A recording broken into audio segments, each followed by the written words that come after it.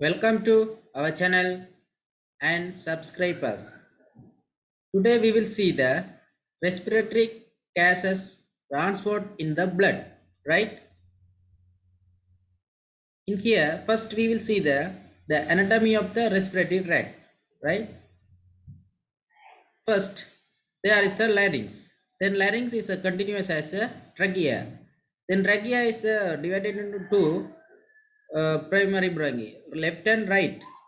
Then the primary bronchi divided into secondary bronchi. Then secondary bronchi divided into tertiary or segmental bronchi. Then the tertiary bronchi continues as a bronchiole, right?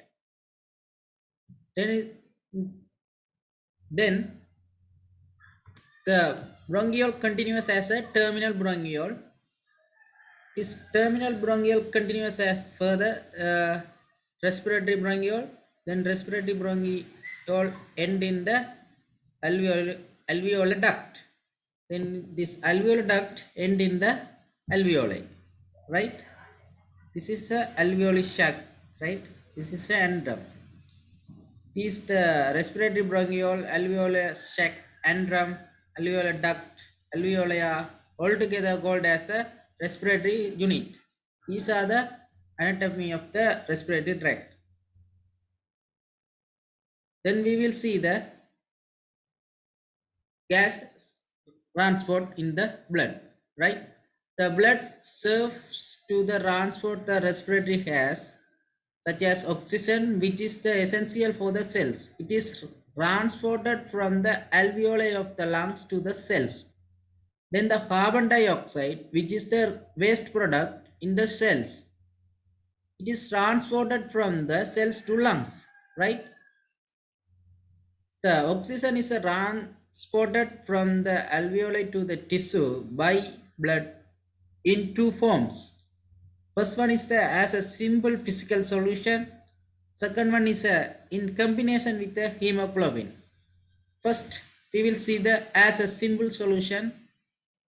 Oxygen dissolved in the water of plasma and is transported in this physical form.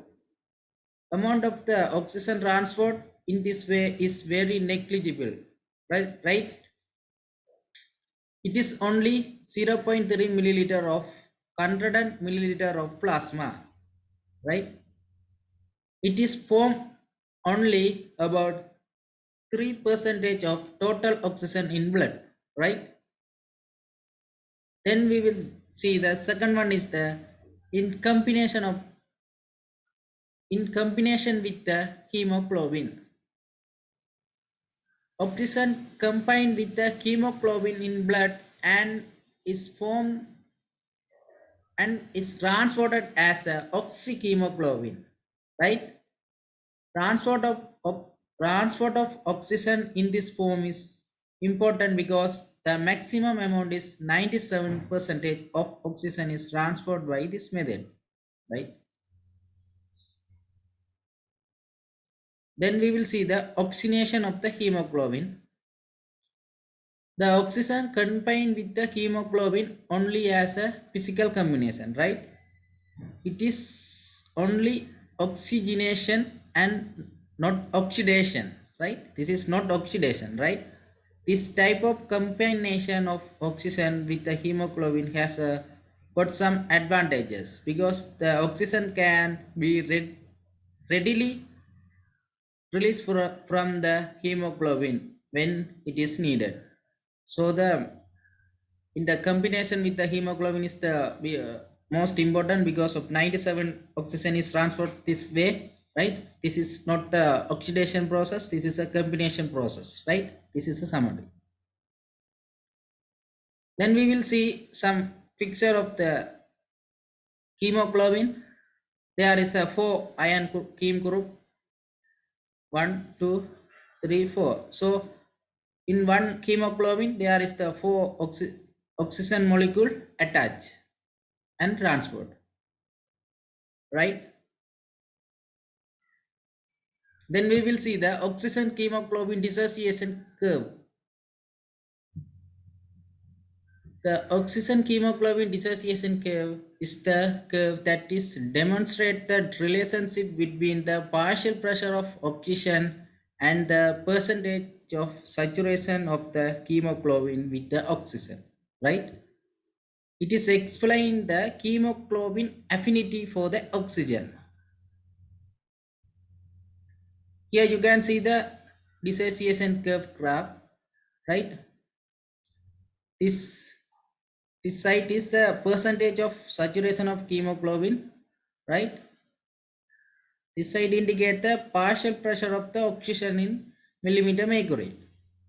Then is the red color mark is the indicator normal, right?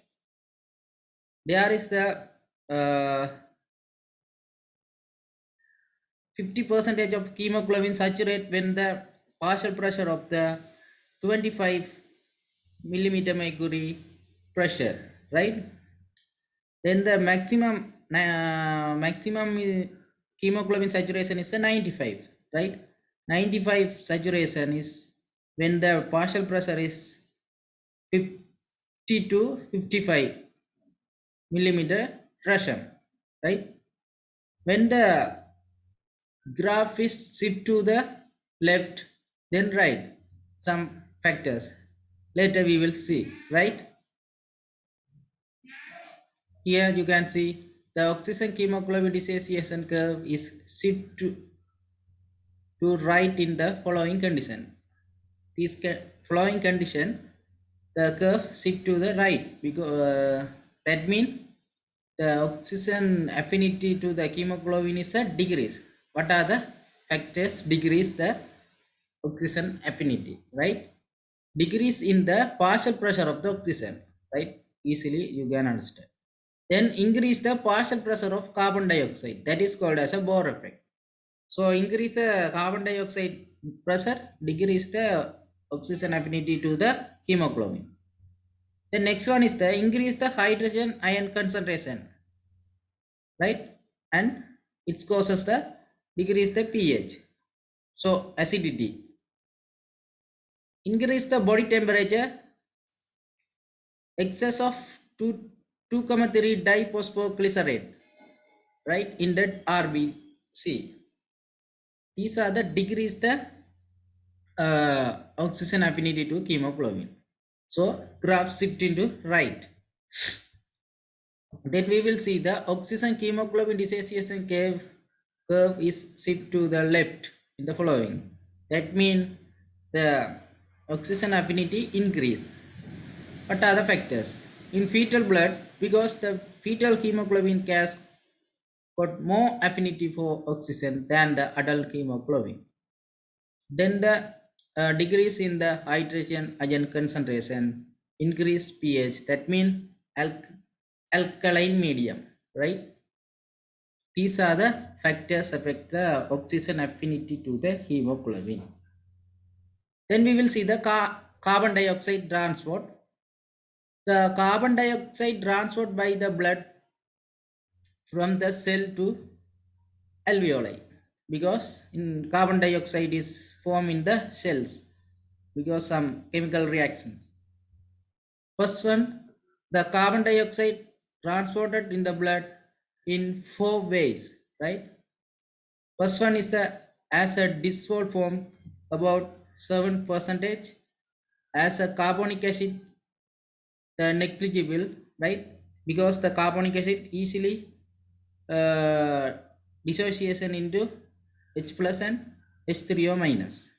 This is not unstable, so easily dissociation, carbonic acid.